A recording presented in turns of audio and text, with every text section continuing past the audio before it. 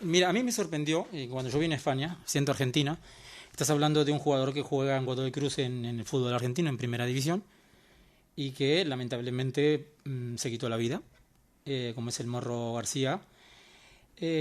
Yo he notado que hay un poquito más de tabú de hablar de ese tema, del tema del suicidio. Ya nos pasó alguna vez con un deportista de élite que me tocaba de cerca porque es mi deporte preferido, como fue en el atletismo con Yago Lamela. Ujú, lo recuerdo. Y claro, alguien puede decir, no, pero es un hecho aislado, de vez en cuando. Pero independientemente de que pueda llegar a ser un hecho aislado, porque es aislado porque es famoso, porque salta un famoso, pero hay muchos casos que se quedan en el camino y lamentablemente no estamos prestando atención a las señales que pueda llegar a dar ese deportista, ¿no? Desde luego. El tema de los trastornos mentales en deportistas es algo que no se saca a la luz o que se ha hecho poco estudio. El último estudio que se conoce por la Federación Internacional, en este caso de fútbol, habló que del estudio que hicieron de unos 1.000 jugadores había en torno a un 30% de jugadores que habían tenido episodios depresivos, por ejemplo. Entonces estamos hablando de fútbol. Es una cifra alta, del 30%. Sí, hay otros estudios que hablan de 20, 25, 20. Es verdad que hay varios estudios, pero que se diga esa cifra ya llama mucho la atención, la verdad. Es un tema que debemos normalizarlo, al igual que las personas de a pie, los deportistas tienen situaciones que tienen lesiones, tienen niveles de autoexigencia muy altos, tienen presión por estar cumpliendo las expectativas, tienen miedo al fracaso, en fin, y eso al final puede hacer que el deportista pues llegue a tener un estado de ánimo depresivo. Me nombras un montón de cosas y me llama la atención, viniendo del deporte de quien te habla, es que yo creo que no todos están trabajando, en especial te estoy hablando a nivel clubes, a nivel federaciones, en ese tema. Me diste una cifra que es bastante abrumadora. El 30%, o sea, 300 deportistas de 1.000 han tenido problemas psicológicos por todo lo que nombraste. Falta de autoestima, falta de seguridad o falta de autoexigencia, lesiones. Es que todos los deportistas no son capaces de gestionar este tipo de situación de forma normal, pero no ellos, no solo los deportistas, en muchas personas. Y al final, pues, necesitamos principalmente la prevención. Tanto en el deporte como en la vida en general y bueno y sobre todo luego tener a tu lado un profesional que cuando tengas que expresarte, que cuando tengas un sentimiento o cuando tengas algún síntoma relacionado con un estado de ánimo que sea depresivo, pues te pueda acompañar en el proceso y te pueda ayudar a salir adelante. Es tu caso que tratas mucho con deportistas, pero vamos a llevarlo a todos los terrenos. Uh-huh. ¿Qué es lo primero que tiene que hacer una persona que empieza a sentirse que se está, entre comillas, enfermando psicológicamente y no está teniendo salud mental? Lo primero sería quitarse el miedo a decirlo.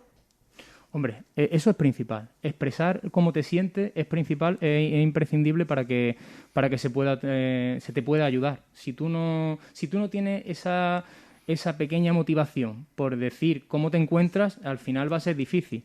Por eso muchas veces se producen situaciones lamentables de pérdida de vida, de suicidio, porque no nos hemos algunas personas no exteriorizan cómo se sienten. En otras, obviamente, sí se tiene en cuenta o sí se ve y se puede llevar a cabo un tratamiento, una psicoterapia y un tratamiento psicofarmacológico también. Uh-huh. Mira, yo te comento, yo cuando vine a España me sorprendí. Todavía le estoy buscando en la cabeza, le estoy dando vuelta a la tarra el verdadero efecto dentro de las normas de los medios de comunicación. Es como que los medios de comunicación, cuando una persona pierde la vida, Uh-huh. pues lo suyo es anunciar el fallecimiento de una persona como una necrológica, pero no dar los motivos, ¿no? Alguien dijo, es que si no se produce un efecto llamada o algo por el estilo. ¿Vos estás de acuerdo con eso? A ver, yo no tengo claro lo del efecto llamada, no puedo opinar tampoco muy claramente sobre eso, no he leído ciertamente, pero lo que sí tengo claro es que es un tabú del que en algún momento hay que realizar más trabajo a nivel de prevención, ¿Por qué? Pues porque en España, por ejemplo, por suicidio mueren 4.000 personas al año. Estamos hablando que mueren más personas por suicidio que por accidentes de tráfico o por violencia de género. Y, sin embargo, no hay ningún programa o plan de prevención a nivel estatal para trabajar sobre este asunto. Entonces, bueno, me parece que es un tema que deberíamos tratarlo y deberíamos establecer un plan. De hecho, desde el 2008 no se dan cifras a nivel gubernamental a través de ninguna consejería o algún ministerio, supuestamente será el Ministerio de Sanidad a nivel nacional, que dé esas cifras están ocultas por ese tema de tabú, ¿no? Es que no sé si hay alguien que pueda encontrar a ciencia cierta una estadística. Pero es que no necesariamente hace falta dar datos. Si ya se sabe que los datos son malos, ¿por qué no se actúa más al respecto? Es lo único que yo me pregunto. Tenemos que tener en cuenta que el suicidio, digamos, la última documento que yo he recogido, se suicidaban en España 11 personas al día. Entonces, bueno, y eso está asociado a trastornos mentales varios, no solo a la depresión. 11 personas al día estamos hablando porque por 365 días al año estamos hablando de lo que dijiste, 4.000 personas. 4.000 personas. Y como te digo, no solo está asociado a la depresión, el suicidio, también está asociado a otro tipo de trastornos, como el trastorno límite de la personalidad, como el trastorno bipolar, como algún trastorno psicótico, como la esquizofrenia. En fin, ahí hace falta un trabajo muy grande de prevención y sobre todo luego de intervención cuando se produce. Vale, para llegar a la situación que llegó, que en paz descanse Morro García, el jugador de Godoy Cruz, tiene que haber dado algún tipo de aviso ese jugador, esa persona, para decir, señores, necesito ayuda. El jugador, bueno, primero partimos de la base que un jugador de 30 años que se supone que está en la élite del fútbol, a priori, como muchas personas ven a los jugadores, se supone que no tienen que tener ningún problema, cuando sí los tienen. Ellos tienen problemas igual que el resto. Y según me he documentado, el jugador estaba en tratamiento psicológico y psiquiátrico. Había tenido una separación de su pareja. Estaba lejos de su familia, no podía ver a su hija y cuando ya iba a verla a Uruguay tuvo la mala suerte de dar positivo en coronavirus, por lo cual tuvo que confinarse, estar aislado, en fin, se le sumó a todo lo que ya tenía, se le sumó esto. Y al final, pues además de eso, problemas con el club, con el presidente, se quedó un poco apartado de Godoy Cruz. Y bueno, el jugador dio un aviso, obviamente dio un aviso en la última entrevista que tuvo y eso es muy importante que se tenga en cuenta. Creo que tienes parte del fragmento, sí, de lo que dijo. Lo leo textualmente. No somos robots, no estamos hechos de acero, nos pasan cosas y eso hace que el rendimiento dentro del campo no sea óptimo. Esto obviamente no somos robots. Es interpretable y el jugador estaba mandando un aviso como diciendo, SOS, no estoy bien.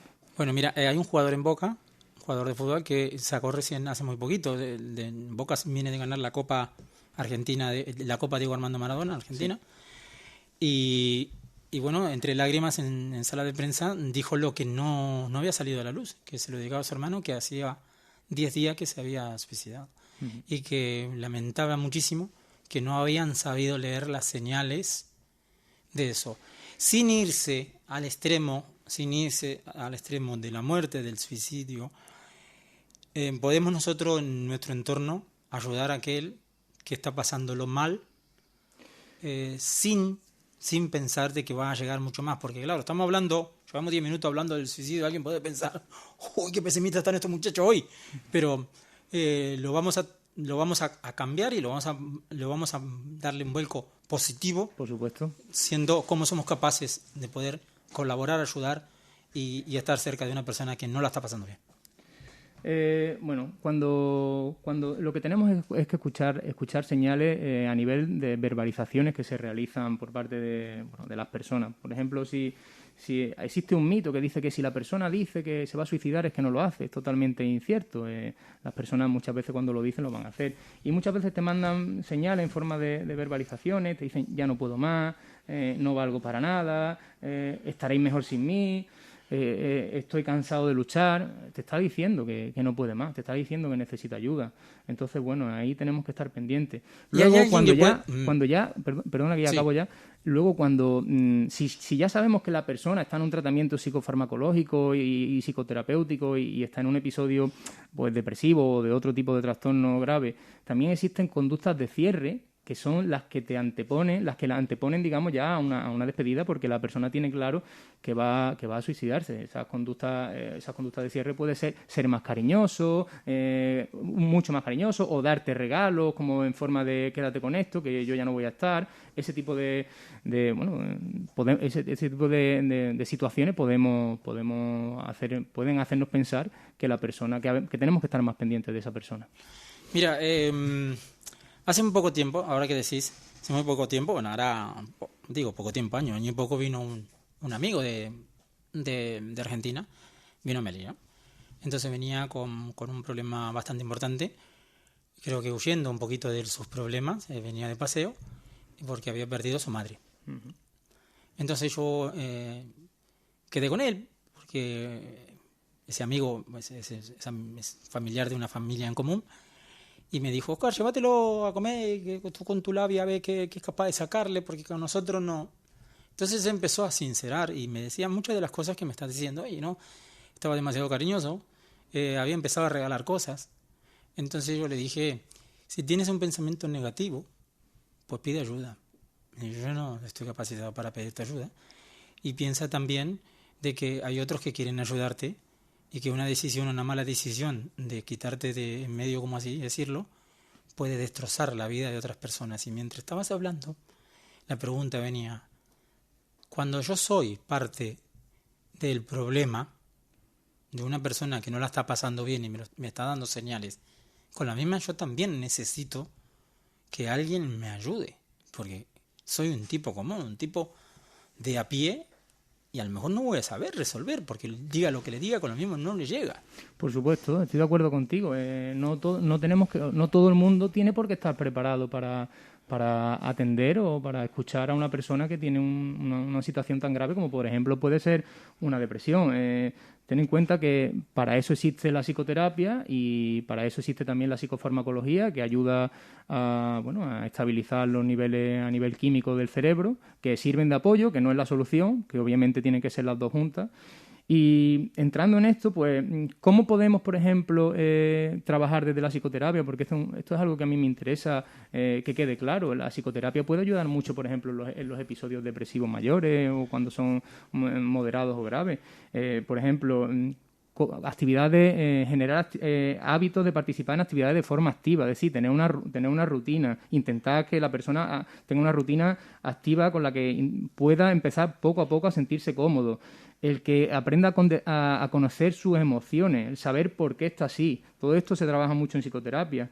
El tema de los pensamientos, las creencias disfuncionales, cuando piensas de manera errónea y te están mandando mensajes negativos, todo esto también se trabaja en psicología a través de la reestructuración cognitiva y bueno, sobre todo también cambiar diálogo interno y consejos muy sencillos que en cuanto la persona tenga un pelín de motivación, un poquito de fuerza de voluntad, o incluso lo haga, aunque no tenga ganas, por ejemplo, levantarse más temprano, intentar no dormir demasiado, hacer deporte, en fin, modificar también la forma de comunicarte, intentando evitar la queja.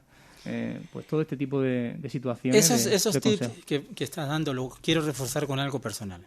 Cuando yo estuve en el 2008, 2009 en lista de espera de trasplante, uh-huh. Obviamente que estaba ante una situación límite de vida o muerte, o me trasplantaba, no me iba, y si el trasplante salía mal también me iba, y si salía bien aquí estoy, ¿no? Entonces pues la psicóloga de la asociación vino un día a mi casa a verme, y yo estaba con toda la casa cerrada, con la ventana cerrada, y me abrió ella la ventana, vamos, que entre luz aquí, y me dijo, Oscar, hacete de un hábito, dice, levántate por la mañana, dice, en vez de desayunar aquí, te vas a la cafetería, te sentas en el banco de la plaza. ¿Y sabes qué? Le hice caso. Y todas las mañanas me iba a hablar con los taxistas de un centro comercial que tenía 300 metros. Me ponía a conversar, hablaba de vacas perdidas y de cosas. Y poco a poco fui a salir adelante de esa angustia que tenía y de esa tristeza que tenía. A modo de pregunta, para que te lo vayas pensando, ¿por qué escuchamos tanto decir, es que yo he ido al psicólogo y a mí no me he hecho nada? Voy a la pausa y me lo contestas después de la pausa. Vale. Era la pregunta para los que se acaban de incorporar. ¿Por qué? Muchas veces he ido al psicólogo, pero dejé de ir. No me hizo nada. A ver si podemos quitar el mito ese o qué hay de cierto detrás de todo eso. Pausa y ahora regreso.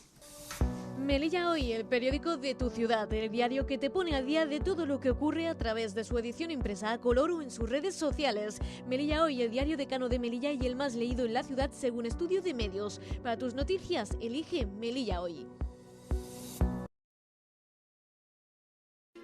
Súbete a la COA y olvídate de los atascos en hora punta. La COA te lleva a donde quieras con rutas que te permiten descubrir todos los rincones de la ciudad. Súbete a la COA y cuida del medio ambiente, pero también de tu bolsillo mientras viajas más tranquilo y con menos estrés. Llega puntual a tu cita sin la búsqueda incesante de aparcamiento.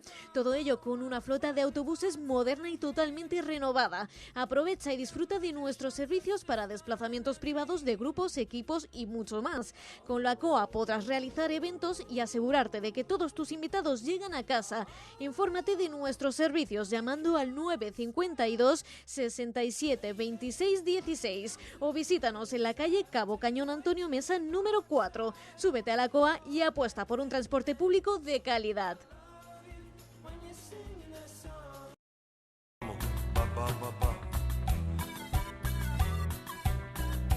Vamos.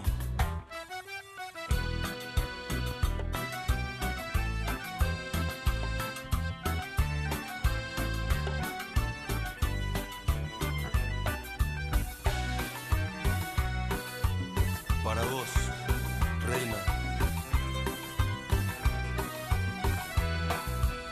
Si alguna vez no me vuelven a ver, porque a mí, como a todos, se me olvida. Bueno, a mí no se me olvide que le acabo de hacer una pregunta a Nacho. Nacho, ¿estás cómodo? ¿Estás bien? Estoy muy bien, muchas gracias. Bueno, le estoy muy contento de que estés aquí, ¿eh? Se me nota, porque yo normalmente las entrevistas las hago un poquito más tranquilo y estoy más eufórico. Te voy a hacer una pregunta.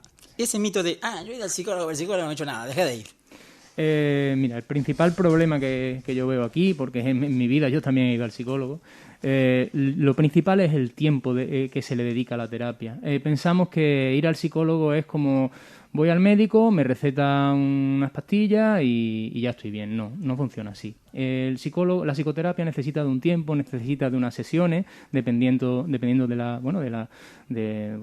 lo que estés viviendo, de la situación que a nivel mental estés viviendo, y tiene que ser prolongado en el tiempo. No estamos diciendo que se tenga que alargar por años ni nada por el estilo, pero sí que es verdad que hay que cumplir un cierto tiempo y una serie de sesiones para empezar esa terapia y cerrar esa terapia. No puede ser... Luego también es cierto, y ahí tengo que ser también claro, no todas las ramas de la psicología son igualmente efectivas. ¿Y los psicólogos?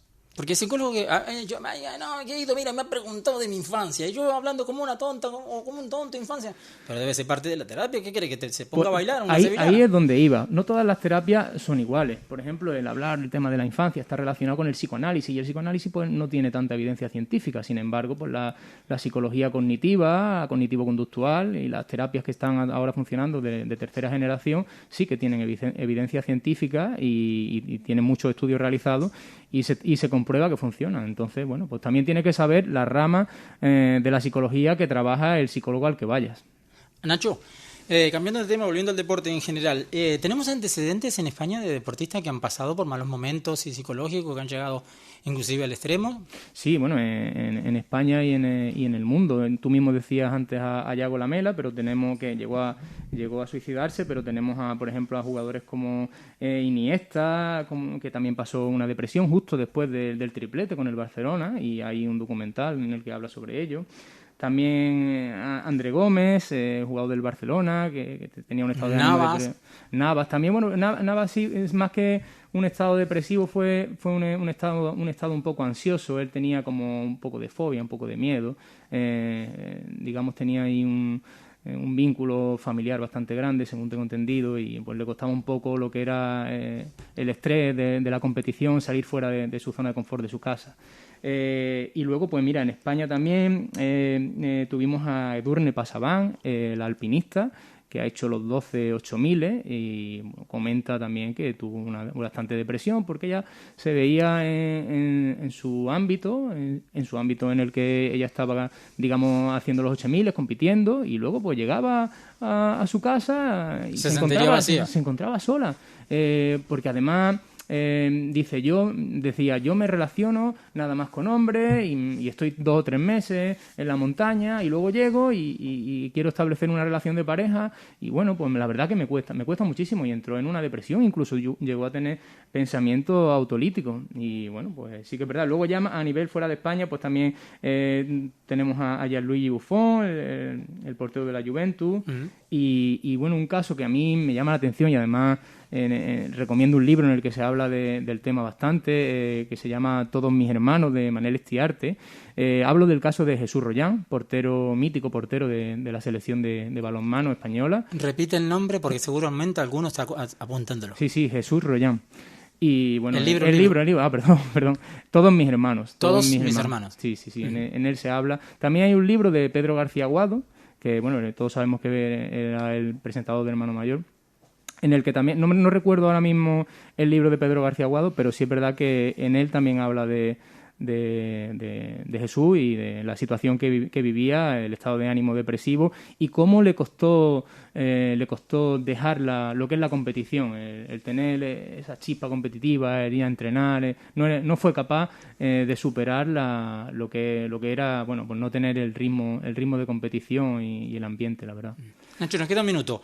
En caso que tuvieras que recomendar a una persona que está empezando a tener problemas, malos pensamientos, lo que sea, dejarse ayudar, asistir al médico, dime lo que sea. Sí, bueno, lo primero es asistir nosotros tenemos una red de sanidad, en donde tú asistes al médico, comentas cómo te encuentras, de tu estado de ánimo, y si lo consideras te va a derivar a salud mental. Si es algo más leve, pues te puede mandar a alguna medicación y mandarte a lo mejor al psicólogo o a psicoterapia, y si ya es algo más grave, pues te puede derivar a psiquiatría, pero siempre expresar, pedir ayuda, y sobre todo una recomendación muy clara. Y es verdad que esto me gusta decirlo, tenemos los problemas nos aparecen porque tenemos el umbral de las necesidades muy alto, es decir, mientras más tenemos, más queremos, y al final tenemos que bajar ese umbral de necesidades y tener... Entonces, a veces tocar fondo no es tan malo. Bueno, así. Nos puede ayudar algunas veces no tocar fondo, pero sobre todo yo me refiero a que no necesitamos tanto para estar bien. Entonces tenemos que intentar eliminar esa queja. Si tenemos una casa acogedora y un coche y vamos bien con eso, y hay salud. No necesitamos tener el coche más bueno ni la casa más buena, ya con eso podemos ser felices. Te hago caso. Nacho, 30 minutos contigo se me pasaron así. Igualmente. Volando. Gracias por estar con nosotros. Muchas gracias a ti, Oscar. Es apasionante el tema. Volveremos a hablar de más cosas. Y a ustedes muchísimas gracias por estar con nosotros. Esta noche no tenemos hora 25 deportes, porque hay Champions, si mal no recuerdo, hay Champions, ¿no, Nacho? Sí. En situación. Bien. Gracias, Nacho, por estar con nosotros. Muchas gracias, Oscar, encantado. Y a ustedes también, muchas gracias por estar con nosotros y acompañarnos todos los días. Hoy me playé, bueno, se playó Nacho, pero yo me playé con la entrevista porque hoy, sinceramente, creía en todo momento y me he preparado prácticamente esta entrevista porque no quería dejar pasar nada. Gracias, nos vamos.